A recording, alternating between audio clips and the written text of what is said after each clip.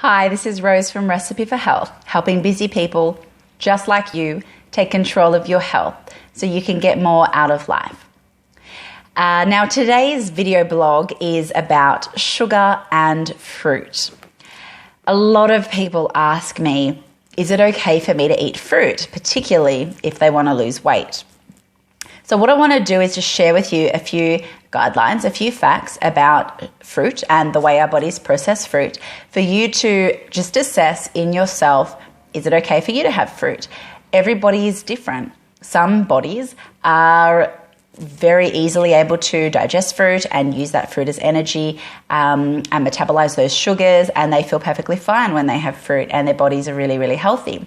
Other people, not so much. It even makes them a bit gassy and they can store fat quite easily from consuming them, and it really plays around with their blood sugar levels. So you need to really assess whether it suits you and whether it should be part of your diet. Obviously, there are different types of fruits. Berries, for example, would be the lowest sugar, lemons and limes obviously as well. They would contain the least amount of fructose, whereas others like bananas are going to be much more starchy. Mangoes as well, quite high in sugar, which I know a lot of us Australians love. So it's just good to consider that as well. But everyone's different, so you really need to assess it for yourself. And after this, if you still have questions, of course, you can always contact me directly because I'm happy to answer any of your questions. So the first thing I want to just talk about is how the fruit is obviously natural sugars compared to refined sugars. So, because that's what a lot of people say, fruit contains sugar, but it's natural. So is that different? From the perspective of natural versus unnatural, so for example, processed sugars, yes, it's different. The body knows what to do with natural sugars. Right? If it's fruit, the body knows how to digest it. If it's something that Mother Nature has made for us, then the body has a really good idea of how to metabolize it, how to absorb the nutrients and how to excrete what it doesn't need. And it has a really good idea of how to do that.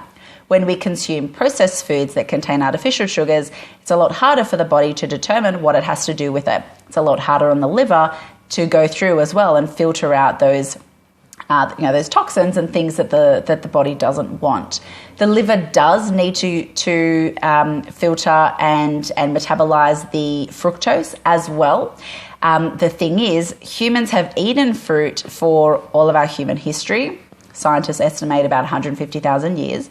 However, the body is quite different, or actually no. The body is the same, but our surroundings, our environment, and our lifestyle and our diet is very different now than it was 100,000 years ago. So 100,000 years ago, humans could eat fruit very easily and they didn't have a problem, whereas today, our livers are so backed up because we live in a toxic world, we breathe in polluted air, we put toxic skincare on our bodies, and the food that we consume often is covered in pesticides and chemicals. And I'm not saying this to scare you. The liver is designed to filter this stuff out.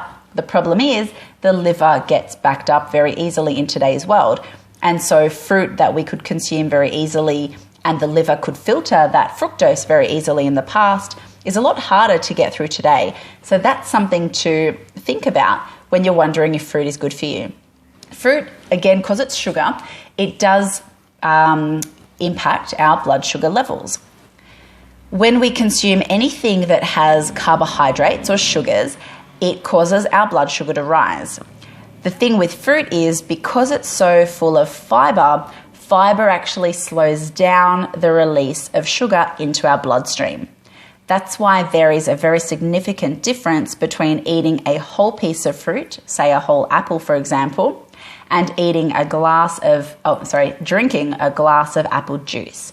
When that fiber has been removed and those apples have been pressed and juiced, all we're getting is the sugars and the nutrients as well, but there is no fiber. So that means the sugar goes straight into the bloodstream, causing a blood sugar spike, leading to stress on the body. Obviously, that spike is usually followed by a low, causing fatigue and cravings as well. So you want to avoid that. That's why eating a whole piece of fruit is often so much better than a glass of the juice. because of that impact on your blood sugar levels. If you exercise regularly, then you're more likely to have stabilized blood sugar levels as well. So just consider that too. The other thing is if you personally have gut imbalances, so bacteria imbalances. If you have an imbalance of gut bacteria, if you have candida or a yeast infection, then having those sugary foods, even natural sugary foods like fruit, may not be a good idea. This is where you'll need to ask your naturopath, your nutritionist, and ask them, is it appropriate for me? Because usually in those cases, you need to reduce fruit quite significantly. Sometimes even berries you should avoid. If you don't have those problems, then you're more likely to be fine having the fruit. So hopefully that's given you some things to work with and to consider. So again, think about the impact of blood sugar and the fact that when you're having the whole fruit with its fiber, you get that slow release of sugar into the blood. Think about the impact on your liver. If you feel quite cleansed and you eat really cleanly, maybe you've even just done a detox, and you don't feel like your liver is backed up, then fruit is probably okay for you. If you feel like your liver is backed up and you feel really sluggish, then maybe you should reduce the amount of fruit. And again, consider your gut bacteria profile. Any candida, yeast, etc., that may also influence whether it's okay for you to eat the fruit. And consider the types of fruits. Again, berries usually really healthy for most people to eat because they are quite low in fructose. Obviously, lemons and limes as well, compared to something like bananas, mangoes, even a lot of the melons, which are quite high in sugars and quite starchy. So there's some information. If you do need any more help on determining what's right for you, you can email me, info@recipeforhealth.com.au. Get in touch if you have any questions. Let me know how that has served you. As always, get in touch or comment below. Let me know how this information has helped and if you need any more help. So have a wonderful day or evening, depending on when you're watching this, and I'll see you next time.